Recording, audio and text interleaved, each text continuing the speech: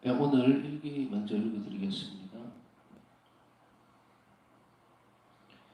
성체조배를 하는 동안 나는 내 영혼 안에서 이런 소리를 들었다. 내 딸아, 너의 이런 노력이 나를 기쁘게 해준다. 네가 행하는 노력은 내 마음의 즐거움이다. 나는 나를 경배하는 네 마음의 움직임 하나하나를 지켜보고 있다. 특별 양심 성찰. 같은 취향의 연속, 나 자신을 자비의 그리스도께 일치시킨다. 그분의 슬픈 순환의 대가로 나는 온 세상을 위해서 하늘에 계신 아버지께 탄원할 것이다. 규칙에 요점 하나, 침묵을 엄격하게 지킨다. 나는 내 존재의 내면에 들어가 나 자신을 예수님께 일치시키면서 모든 것에 있어서 하나님께 감사드려야 한다. 그분 안에서 그분과 함께 그분을 통해서 나는 하나님께 영광을 드린다. 오 주님, 저희 사랑이시여, 저로 하여금 주님의 한량없는 자비의 샘으로부터 풍성한 은총을 얻어내게 해주신 오늘에 대해 주님께 감사드립니다. 오 예수님, 오늘뿐만이 아니라 모든 순간마다 몸과 마음이 원할 수 있는 모든 것을 주님의 청량할 수 없는 자비로부터 얻어내고 있습니다. 1937년 7월 7일 의복을 가지게 될 때에는, 다시 말해서 영혼이 약하게 될 때에는 예수님 친히 행동해 주시도록 청해야 한다. 물론 영혼은 자신의 하나님의 은총과 함께 행동해야 한다는 것을 알지만, 그렇다고 하더라도 때로는 모든 행동을 하나님 하시도록 넘겨드리는 것이 좋다. 1937년 7월 15일 어느 순간인가 나는 내가 다른 수종으로는 전출하게 된다는 것을 알게 되었다. 나는 순전히 내적으로 이 사실을 깨달았다. 동시에 나는 내 영혼 안에서 이런 소리를 들었다. 내 딸아, 두려워하지 마라. 네가 이곳에 남아있는 것이 나의 뜻이다. 인간의 계획은 좌절될 것이다. 인간의 계획은 내 뜻을 따라야 하는 것이기 때문이다. 내가 주님께 가까이 가 있을 때 그분께서 나에게 말씀하셨다. 너는 왜 내가 수행하라고 명한 일을 시작하기를 두려워하느냐? 나는 대답했다. 왜 주님 그런 때에 저를 버려두십니까? 예수님, 왜 제가 주님의 현존을 느낄 수 없는 것입니까? 내 딸아, 비록 네가 네 마음의 가장 깊은 비밀스러운 곳에서도 나를 알아보고 느끼지 못한다고 해도 너는 내가 거기 있지 않다고 말할 수는 없다. 나는 단지 네가 내 현존을 의식하지 못하게 한 것뿐이다. 그러니까 그것이 나의 뜻을 수행하는 데에 장애가 되어서는 안 된다. 내가 이렇게 하는 것은 네가 훗날 알게 될 깊이를 헤아릴 수 없는 나의 목적을 달성하기 위한 것이다. 나에 따라 언제나 명심하여라. 나를 영혼에게서 몰아내는 것은 대만 대죄뿐이다. 대죄 외에는 없다. 오늘 주님께서 나에게 말씀하셨다. 나의 기쁨, 나의 즐거움인 내 딸아. 내가 너에게 은총을 내리는 것을 아무것도 막지는 못할 것이다. 너의 비천함이 나의 자비를 방해하지는 못한다. 내 딸아, 영혼이 비천하면 비천할수록 그만큼 더 나의 자비를 받을 권리를 가지고 있다는 것을 기록하여라. 깊이를 알 수 없는 내 자비의 심년에 의탁하라고 모든 영혼들을 격려하여라. 내가 그들 모두를 구원하고자 하기 때문이다. 나의 자비의 셈은 십자가 위에서 창에 찔린 모든 영혼들을 위해서 넓게 열렸다. 나는 아무도 제외시키지 않았다. 오 예수님, 저는 지금이 제 생의 마지막 순간인 것처럼 살고 싶습니다. 매 순간을 철저하게 하나님의 더욱 큰 영광을 위해서 사용하고 싶습니다. 그리고 모든 정황들을 제 영혼의 유익을 위해서 활용하고 싶습니다. 하나님 뜻이 아니라면 어떤 일도 일어날 수 없다는 시각으로 모든 것을 바라보고 싶습니다. 한량없는 자비 하나님, 온 세상을 끌어안아 주시고 예수님의 자비로우신 성심을 통해서 주님 자신을 저희들 위해 쏟아부어 주십시오. 전에 있었던 일, 전쟁에 나는 십자가에 못 박히신 예수님을 배웠다. 그분의 손과 발, 그리고 옆구리에서 거룩하신 피가 흐르고 있었다. 얼마 후에 예수님께서 내게 말씀하셨다.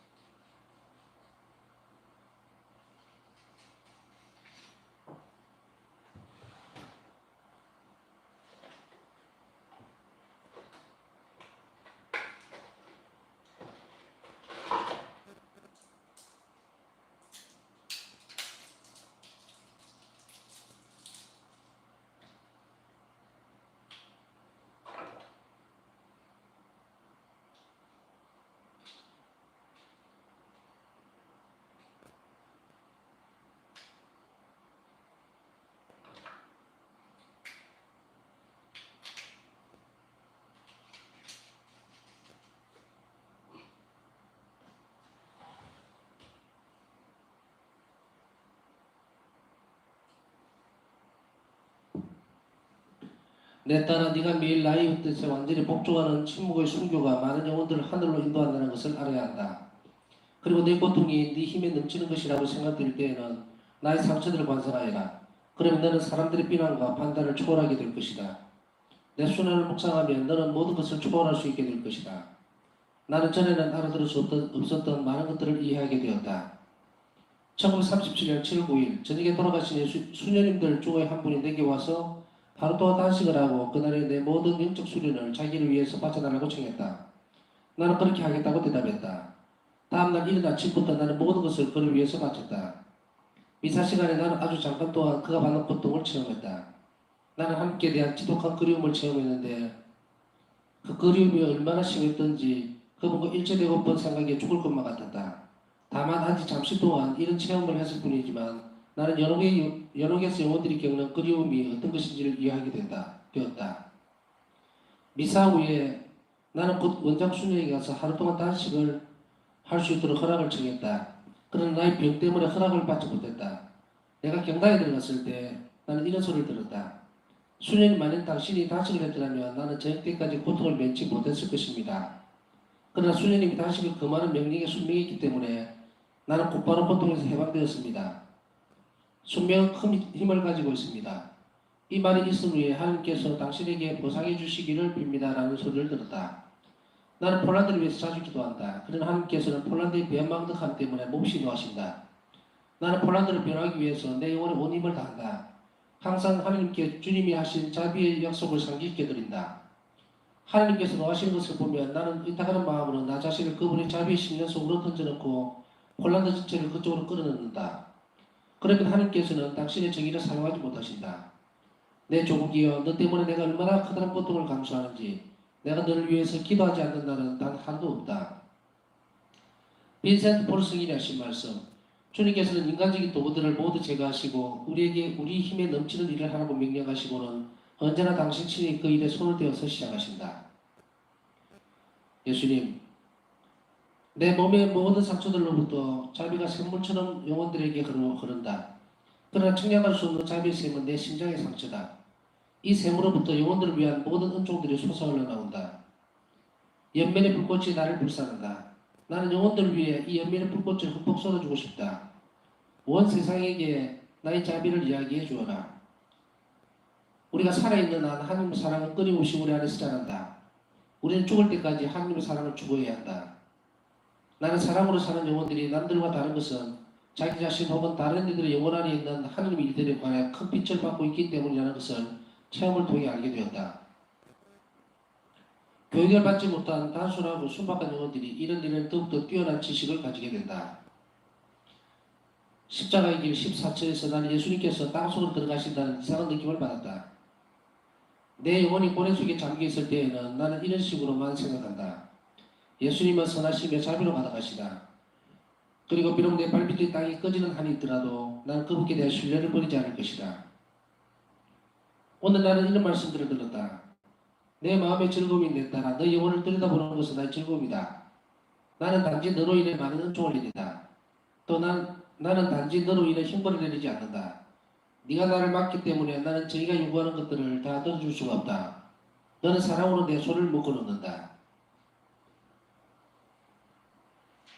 네, 오늘은 여기까지 읽겠습니다.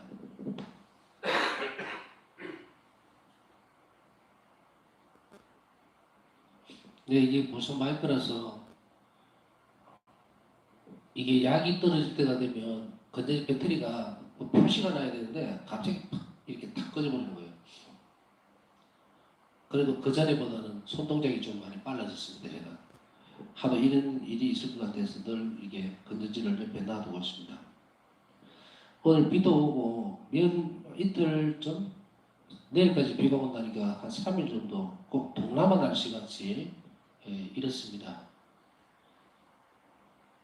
날씨가 이럴 때 우리 육체는 영향을 많이 받습니다. 피곤해지고 또 다른 때보다 이렇게 불쾌지수라고 그러죠. 그게 높아지기 때문에 기도하는데도 사실은 많은 방해를 받습니다. 그래서 이런 때일수록 잘 대비하고 날씨에 적응을 하는 것도 연습을 하셔야 돼요.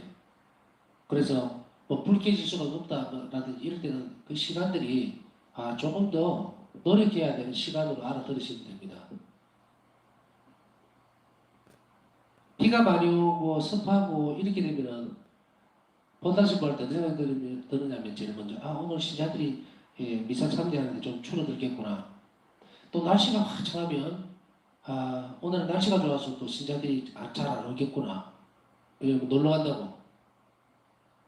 그리고 또 그런 날은 또 날 잡아서 결혼식도 많고 뭐도 많고 뭐 이 핑계 저 핑계 상당히 되기가 좋죠.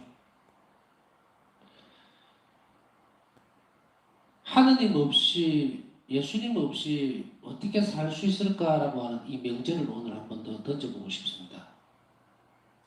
예수님 없이 내 삶이 어떻게 돌아갈 수 있을 것인가? 사실 어떻게 보면 하나님 없이 어떻게 살 수가 있습니까? 뭐 어떻습니까? 하면 이런 주제에서 크게 벗어나지 않는 것들이 말로만 되어지는 것들일 수 있어요. 구체적이지는 않습니다.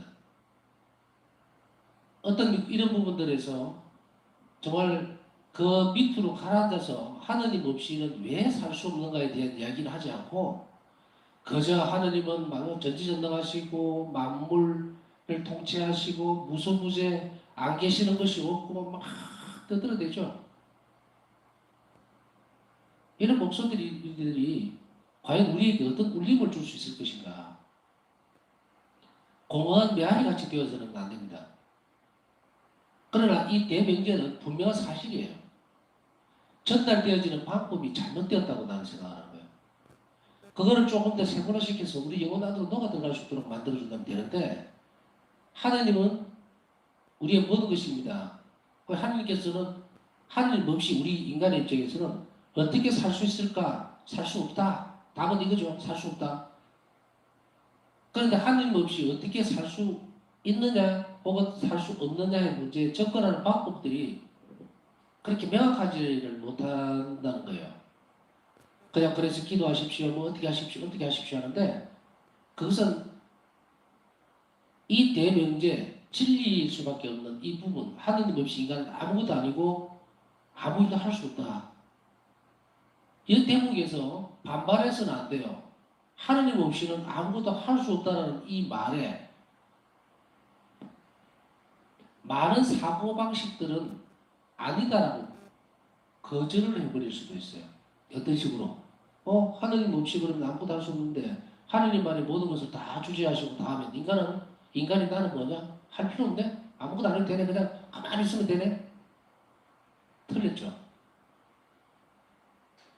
하느님 없이 아무것도 할 수 없다는 말은 하느님이 그 일을 오로지 이끌어 가신다는 그 말 안에는 뭐가 들어있느냐? 인간의 협력이 필요하다는 얘기입니다. 그런데 인간의 협력이라고 하는 단어 이 말을 우리가 잘 이해를 해야 됩니다. 협력이라고 얘기를 하니까 뭔가 자꾸 일을 찾아서 만들고 또 그것을 실행하려고 애를 쓰고 또 무슨 방법을 찾아내고 이래 해야만 인간의 노력이 들어간다고 생각을 하는 거예요. 인간의 노력이 그 안에 들어가야만 하나님께서 일을 하실 수 있다고 하는 거 맞습니다. 그런데 틀렸어요. 왜 맞는데 틀렸다고 얘기를 하냐? 실행되어지는 것, 실천되어지는 것들 있죠? 내가 협력을 할 때 뭔가를 자꾸 눈에 보이는 형태의 무엇을 해야만 되는 것을 착각하는데 그러한 것만이 협력이 아닙니다. 오늘 바울스타성 일기에서 보면요. 그 협력이라는 것이 너는 아무것도 하지 않아도 된다라는 거예요. 그런데 거기에서 아무것도 하지 않아도 된다는 그 말에 꼼짝을 하지 말고 있으라는 그런 의미가 아니에요. 침묵하라고 얘기하는 거예요. 이것도 행동입니다. 정말로 너무도 힘든 행동이에요. 그래서 오늘 일기에서 이걸 순교라고 얘기합니다. 침묵이에요, 순교. 침묵을 지키고 그리고 침묵 안에서 살는 것은 굉장히 힘들어요. 꼼짝없이 정말 답답해 죽겠는데 정말 힘든데 너무도 고통스러운데 꼼짝하지 않고 입도 닫고 하소연도 하지 말고 가만히 있을 줄 아는 거. 그것을 우리는 어떻게 생각하느냐면 아무 행동도 안 하고 있다고 착각을 하는 겁니다. 그거는 영원히 받아낼 수 있는 아주 좋은 아주 깊은 그러한 실천적 부분이에요. 침묵이라는 거. 덕행이 침묵이 덕이에요. 그걸 하려면 영혼은 아주 그냥 몸살이 납니다. 몸살이 나요. 그런데 우리는 이것보다 우리 자신을 만족시키기 위해서 사실은 행동이라는 것으로 자꾸 함으로 인해서 하나님께 협력하고 있다고 착각을 해버린 거예요. 그래서 아까 말씀드렸지, 이 말에 반발을 한다는 말은 이 말입니다. 예를 들어서 야고보 사도가 행동이 없는 믿음이 무슨 필요가 있겠느냐라고 말씀을 하셨을 때, 그러면은 행동이 없는 믿음, 행동이 없는 했을 때 이 행동이 우리가 생각하고 있는 그런 것으로 다 귀결되진다고 생각하고 착각입니다. 어떤 한 사람이 전에도 얘기했죠. 한 영혼을 위해서, 구원하기 위해서 예수님께서 그렇게 온 목숨을 다 내놓고 우리를 위해서, 또 그 대상을 위해서 자비로 모든 것을 쏟아 놓았을 때 우리가 그렇게 협력하는 행동은 꼭 뭔가를 해서 내가 알아챌 수 있는 것이어야 된다라는 것은 없다는 이야기입니다. 침묵도 엄청나게 필요한 행동이에요. 엄청난 노력이 들어가는 행동입니다. 어찌 보면 말로 하고 눈으로 드러나도록 뭔가 효과적인 것을 내는 것은 쉬워요. 그런데 아무도 알아주지 않는 그 부분을 파고 들어가서 그 자리에 그대로 있을 수 있는 것은, 그것은 예수님 성심을 닮은 것이기도 하고, 예수님 성심에서 오늘 모든 것이 다 나온다고 그러죠. 심장에서. 그 자비의 빗줄기, 그것을 받아들이는 것, 그게 침묵이란 말이에요. 그것이 행동입니다. 그래서 누군가가 이런 이야기를 하죠. 침묵하는 행동. 그 단어가 오늘 정말로 절실할 때입니다. 그래서 우리가 먼저 묵상해야 되는 대목은 바로 이 부분입니다. 하느님 없이 어떻게 살 수 있는가에 대한 부분. 예수님 없이 어떻게 우리가 그 일을 할 수 있는가에 대한 부분. 그러면서 그 다음에 하나님께서 모든 일을 하실 수 있도록 그것을 맡겨놓지 않으면 안 된다는 것. 이 몇 가지 단어들이 지금 오늘 중요한 주제로 자리를 잡고 있습니다. 그렇기 때문에 하나님께서 하실 수 있도록 내가 맡기는 것. 내 삶의 어떤 부분들을 하나님이 하실 수 있도록 내가 맡기는 것. 그러면은 나는 아무것도, 아까 다시 돌아가지만 아무것도 안 해도 되느냐? 아니죠. 침묵으로 따라가줘야 됩니다. 내가 모든 것을 할 수 없을 때예요. 어떤 것도 내가 뭐를 할 수 없는 그런 지경에 이르렀을 때, 그때는 주님께서 그 일을 하시도록 자리를 비켜버려야 됩니다. 비켜줘야 돼요. 비켜주고 나는 물러서서 침묵 중에 그 일이 잘 이루어질 수 있도록 하는 자비로. 그래서 그 한 영혼이 저는 어쩔 수 없이 주님 없이는 안 됩니다 하는 것, 그것까지 생각해낼 때 그 영혼은 자신의 비천함을 알게 되는 거예요. 비천함은 무엇을 움직인다? 바로 하나님 자비를 움직이게 됩니다.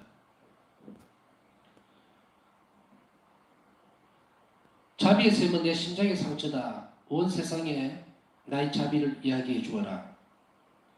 우리는 죽을 때까지 하나님의 사랑을 추구해야 합니다.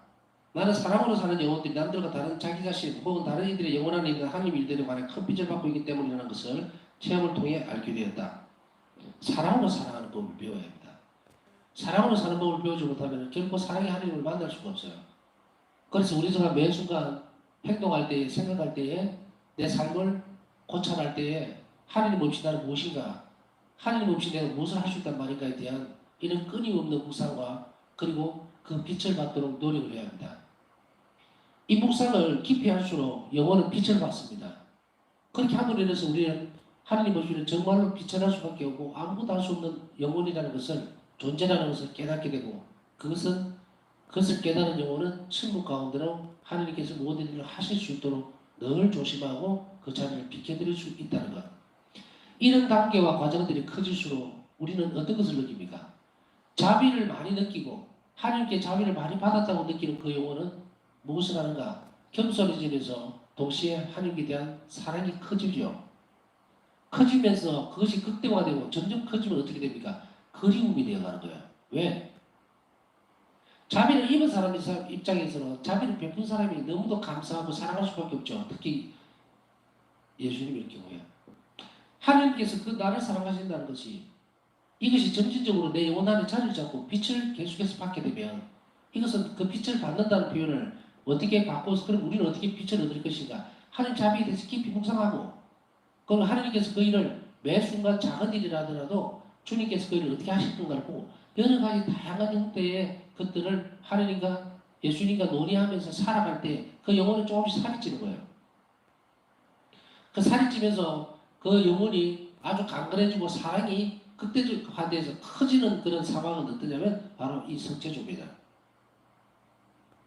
그럼 영성체는 어떤 것인가? 영성체는 우리에게 예수님께서 들어오셔서 성체 안에 계신 예수님을 알아볼 수 있도록 우리 자신을 변화시켜 주는 거예요. 그런데 거기 협력하지 않으면 성신화를 아무리 해도 어떻게 됩니까? 예수님을 알아볼 수 없어요. 설사 알아본다 하더라도 사랑하지는 않습니다. 그냥 보는 거예요. 영혼과 하나님과의 협력관계, 예수님 알아보시는 이 부분들은 반드시 명심하셔야 되는 것이 그러면 우리 실행은 어떤 것이 해야 되는가?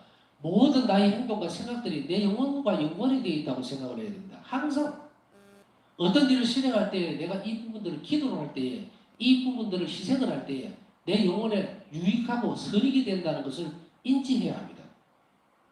내가 한 영혼들을 위해서 죽어가는 영혼 또 자비기도를 바칠 때에 여러 영혼들을 위해서 불쌍한 영혼들을 위해서 기도를 바칠 때 그것이 나에게 내 영혼에 엄청난 선익이 되고 있다는 것 유익하게 하나님께서 만들어 주시리라는 것 이게 바로 복음에서 나오는 보물이에요.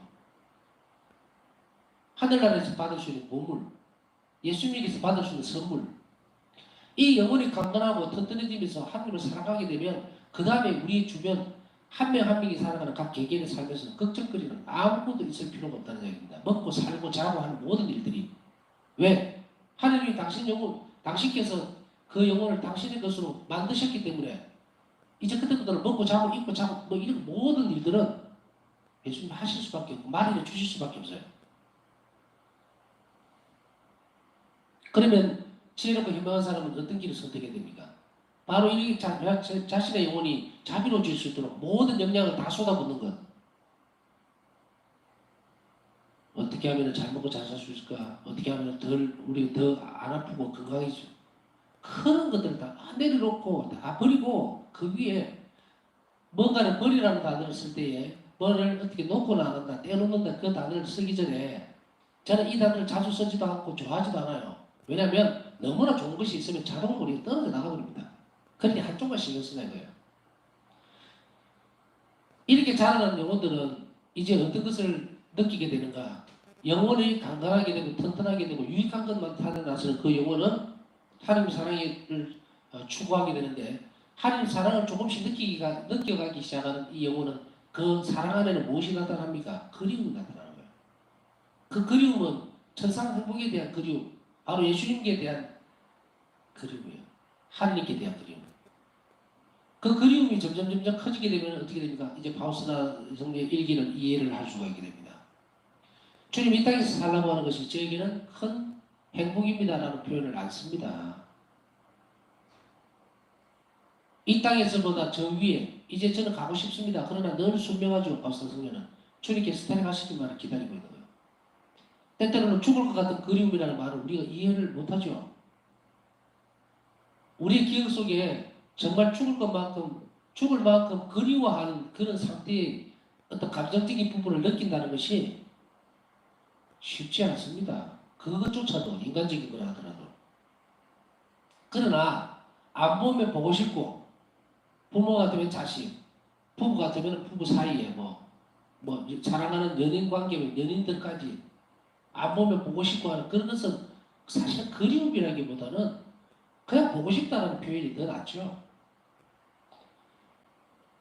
여하튼 이런 그 인간적인 상태 속에도 우리는 이런 것들을 느낄 수가 있습니다. 이것을 최대한으로 늘렸을 때 바우스 성령은 숨이 멎을 것 같은 그리움을 느끼는 거예요. 그러면 금방 앞에서 쭉 설명했던 그것이 그 영혼이 이렇게 튼튼해지고 유익한 것으로 가득 차게 되고 겸손하게 되면 이것이 극대화되면 죽을 것 같은 그리움이 넘쳐버리는 거예요. 그런데 오늘 여기에서 참 묘한 두 번째로 보면요. 그럼 그 그리움에 대해서는 조금 이따 얘기하고 순박한 영혼들이 교육을 받지 못한 단순하고 순박한 영혼들이 이런 일에는 더욱더 뛰어난 지식을 가지게 된다. 이 부분에 대한 설명을 하지 않겠습니다. 머리에 많은 것이 들어있으면요, 그거 자랑할 거 못해요. 신학적으로 뭐 성서적으로 뭔가를 지식적으로 많이 안다고 꽉 머리에 채워넣는다고 해서 하늘이 많은 거 아닙니다. 오히려 뭐 그렇다고 해서 뭐 신학적으로나 뭐 다른 어떤 것을 공부하거나 지식적으로 제도 여기서 계속 그 말하죠. 지성적인 노력을 하라는 거. 지성적인 노력을 하는데 그 부분의 특징이 뭐냐면 이제 지성적인 노력이 실천화되는 과정에서 내가 볼 때는 그거예요. 그리고 이 단어는 그러면 못 배운 사람이 더 빨리 뭐 하느냐 그런 거 아닙니다. 단순성의 문제예요. 내가 아무리 많은 신학적인 지식을 가지고 있고 아무리 공부를 많이 했다 하더라도 그 영혼이 어린아이와 같을 수도 있어요. 지식적인 것을 바탕으로 해서 정말 하느님 앞에는 정말 보잘것없고 겸손한 영혼이 될 수도 있습니다. 그렇기 때문에 이 부분은 그냥 영혼에 힘을 주기 위한 거예요. 우리가 못 배웠다고 해서 또 내가 잘 뭐 지식적으로 깊이가 없다고 해서 이건 나하고 상관이 없다. 그렇지 않다는 이야기입니다. 그래서 이 두 번째 이 부분은 많이 배워도 겸손해야 되고 적게 배웠다고 해서 이 일을 못하는 것도 아니고 하나님을 사랑하지 못하는 것도 아니고 공평하다는 것을 얘기해 주기 위해서 제가 볼 때는 이 부분은 우리를 격려하기 위해서 하시는 말씀이다. 그래서 때때로 교육을 받지 못한 단순하고 순박한 영혼들이 이런 데에는 더욱더 뛰어난 지식을 갖게 된다. 이 부분들을 다시금 상기시키고 있는 것 같습니다. 그러니 뭐 내가 교리 지식도 좀 부족하고 잘 모르고 한다고 해도 실망할 필요가 없고요. 너무 많이 배운다고 해서 똑똑하다고 자랑할 필요도 없고 영원히 어떻게 하나님께 앞에서 겸손하고 자신의 비천함을 잘 아느냐 그것이 키포인트입니다. 자, 세 번째 보면 아까 제가 그리움이라는 말을 왜 자꾸 해서 좀 시간을 할애해가면서 쓰느냐면 연옥 영혼들에 대한 거예요. 나는 연옥에서 영혼들이 겪는 그리움이 어떤 것인지를 이해하게 되었다. 돌아가신 수녀님이 한 번 나타나서 이 말을 했죠. 그래서 오늘 연옥 영혼들하고 관련된 얘기들을 조금 하고 넘어가고 싶습니다. 전에도 계속해서 반복해서 말씀드렸지만 연옥에 대한 부분들은 어떤 사람들이 거기에 가리게 될 것인가? 그것은 아까 얘기했어요. 하나님께 대한 그리움, 다시 이야기하면 하나님께 대한 사랑이 완전하게 차지 않으면 간다고 그랬어요. 물론 우리 죄 때문에 죄가 뭡니까? 죄는 사랑을 박탈해버립니다. 사랑을 무너뜨려버려요. 그렇기 때문에 그 죄에 대한 결과물들, 그것은 우리가 보석을 하기 위해서 연옥을 가야 되지만 연옥에서의 가장 큰 것은 연옥에서의 어떤 형벌 중에 가장 육체적인 그 고통을 제외하고는 하나님께 대한 그리움이요. 예수님께 대한 그리움. 그 사랑이죠. 그 사랑이 다 채워질 때까지 연옥이 있어야 돼요. 그러면은 우리가 자비에 의해서 많은 자비로운 일들을 하고 하나님께 의탁하고 예수님께 의탁하고 이 부분들을 계속 자비로운 행위들을 해나가면서 그 영혼이 강건해지고 튼튼해지면 무엇이 쌓인다고 했습니까? 사랑이 커지죠. 그러면 병으로 치면 이 땅에 살면서 하나님의 사랑을 90%까지 채웠느냐 100%까지 채웠느냐에 따라서 연옥으로 가느냐 안 가느냐가 정해져 버립니다. 사랑이 기준이에요. 사랑이. 그래서 다른 모든 것들 중에서 가장 어떤 사랑이라는 것은 지옥으로 가는 영혼은 단 한순간도 하나님을 믿지 않는 사람이고 사랑을 거부했던 사람이 가는 곳이 그곳이고 연옥은 사랑이 부족해서 가는 것이에요. 그래서 연옥 형벌이 끝나는 것은 언제냐? 사랑이 완전하게 채워지면 천국으로 가게 됩니다. 왜냐하면 하나님께서는 완전한 사랑이시기 때문이요. 자, 이것을 돌아가신 수녀님 한 분이 찾아오니 해서 기도를 부탁하게 되고 그것으로서 그리움을 체험하게 되버린 거예요. 연옥에서 이렇구나 하는 것을 분명히 드러내 줍니다. 그래서 우리가 이 시간에 이렇게 하나님께 앞에 있는 것도 하나님께 대한 그 사랑을 이 땅에 살면서 채우기 위한 거다. 키우고 키워나간다는 개념을 쓰지 마세요. 머리부터 발끝까지 우리가 사랑을 완전히 채워주게 되면 우리 세상을 떠나게 되겠죠. 그러나 그 다음에 이제 연옥 영혼들에 대한 기도와 희생 이 부분하고 연관지어져서 한마디만 더 드릴게요. 연옥 영혼들에 대한 기도는 이 땅에서부터 충분한 보상을 받게 되어 있습니다. 왜? 우리가 기도하고 미사를 드려줌으로 해서 그 영혼 천국에 간다면 그 천국에 간 영혼들은 예수님 곁에서 어떻게 돼요? 가장 가까운 곳에서 우리를 위해서 기도를 해주는 거고 우리에게 축복을 줄 수밖에 없어요. 그러니 우리가 죽은 영혼들에 대해서 돌아가신 분들에 대해서 불쌍한 여러 영혼들에 대해서 기도할 때 그것은 결국 뭡니까? 내 편을 많이 만드는 거예요. 나는 이거를 어떻게 표현하냐? 설교는 집사다. 천지기 비유 아시죠? 먹으면서 나중에 다 찾아보세요. 마지막 때에 내를 변해줄 사람이 누군가 딸딸 찾아서 기도하고 하는 것은 어떤 것입니까? 산 사람입니까? 물론 산 사람도 중요합니다. 그러나 이미 세상을 떠난 영혼들에게 그분들이 천국에서 나를 위해서 기도해 주도록 청하는 것이 훨씬 더 바르지 않겠어요? 그러니까 그것이 잘못된 것이 아니고 그것이 맞다는 것을 표현해 주는 거예요. 어떤 부분입니까? 다시 한 번만 요거만 읽어드릴게요. 이제 바울사 성녀가 그 일을 해주고 난 이후에 적시로 드러난 이 말이 있은 후에 하느님께서 당신에게 보상해 주시기를 빕니다. 확실해졌죠? 영혼들은 우리를 속이지 않습니다. 사람은 살아있는 사람은 우리를 끊임없이 속일지 몰라도 이미 돌아가신 분들은 속일 수가 없어요. 그래서 이 돌아가신 수녀를 위해서 바울사 성녀가 단식은 못했지만 순명으로서 큰 덕경을 실천하고 인해서 큰 은혜를 그 수녀님에게 베풀었기 때문에 그 수녀는 이 말을 해주죠. 하나님께서 큰 보상을 해주시기를 빕니다. 이 말은 무슨 말인지 여러분들이 묵상해 보십시오. 우리가 정하고 이 땅에서 여러 영혼들을 위해서 기도했던 것을 잊지 않고 주님 옆에 가서 간청하겠습니다. 이 말이죠. 그러니 우리가 얼마나 중요한 영혼 구원 사업에서 한치도 소홀함이 없어야 되지 않겠나 싶습니다. 남은 시간 잠시 묵상하고 또 결심할 것 있으면 하고 또 은총을 청할 것 있으면 은총을 청하는 시간 갖도록 하겠습니다.